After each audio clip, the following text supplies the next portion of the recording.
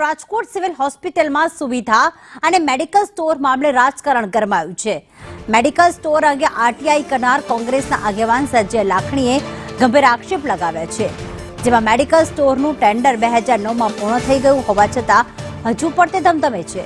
Store બંધ કરવા ગત શનિવારે જ કેબિનેટ મંત્રી ઋષિકેશ પટેલે આદેશ આપ્યો હતો, છતાં પણ આરોગ્ય મંત્રીના આદેશને અવગણીને હજી સુધી મેડિકલ સ્ટોર બેરોટોક ધમધમી રહ્યું છે।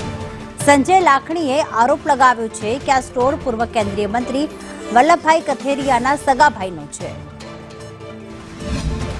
મંત્રી શ્રી ઋષિકેશભાઈ પટેલની રૂબરૂ મુલાકાત દરમિયાન તેની એવું જણાવેલ કે આ મેડિકલ સ્ટોર તુરંત બંધ કરી દેવામાં આવે, એટલે પણ એને પણ આટલા દિવસ થયા આ લોકો કદાચ અમને એવું લાગે છે કે એના પણ આદેશને ઘોરીને પી ગયા। આપણું સિવિલ હોસ્પિટલની અંદર એક જ મેડિકલ સ્ટોર હોવો જોઈએ, જે આ બીજો મેડિકલ સ્ટોર છે એ તાત્કાલિક બંધ કરવાનો આદેશ હોય તો હવે આપણે તમારા માહિતી અમે એવું કહેવા માંગીએ છીએ કે આ તાત્કાલિક નિર્ણય લઈને મેડિકલ સ્ટોરને બંધ કરવામાં આવે। આટલા જેટલા સુપ્રિન્ટેન્ડન્ટો જે લોકોની નિગરાની નીચે થયું છે તેની ઉપર પણ કાયદેસરની કાર્યવાહી આવે કે કયા આધારે તે લોકોએ આ મેડિકલ સ્ટોરને ચાલુ રાખવામાં આવ્યો હતો। રાજકોટ સિવિલ હોસ્પિટલના તંત્રની લાલિયાવાડી ચાલતી હોય તેનો બોલતો પુરાવો સિવિલ હોસ્પિટલની અંદર ધમધમી રહેલા આ સુવિધા સાર્વજનિક મેડિકલ સ્ટોરની અંદર જોવા મળી રહ્યો છે।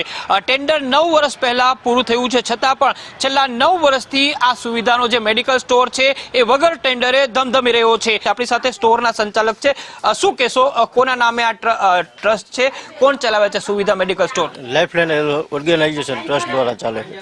કોણ છે ને સંચાલક? સંચાલક છે ટ્રસ્ટી છે એમના છગનભાઈ કથિરિયા। આ સ્ટોર 9 વર્ષથી ટેન્ડર વગર ચાલે છે, છતાં પણ ધમધમે છે, કોના આશીર્વાદથી? તો ટેન્ડર પાસ થયું પ્રમાણે ચાલે છે। આમાં એવું છે કે ટેન્ડર ક્યારે હતું, કઈ ખબર છે? ટેન્ડર છેલ્લે 2020માં હતું। 2020માં ટેન્ડર બહાર પડ્યું હતું અને એની પહેલા 2011માં એમ કંઈક પડ્યું હતું। હજી ટેન્ડર ચાલુ છે તમારું? એ તો ટ્રસ્ટીને ખ્યાલ હશે, ચાલુ જ હશે ને। એમને તમને કોઈ નોટિસ આપી છે સિવિલ હોસ્પિટલ તંત્રએ બંધ કરવા માટે કે નહીં?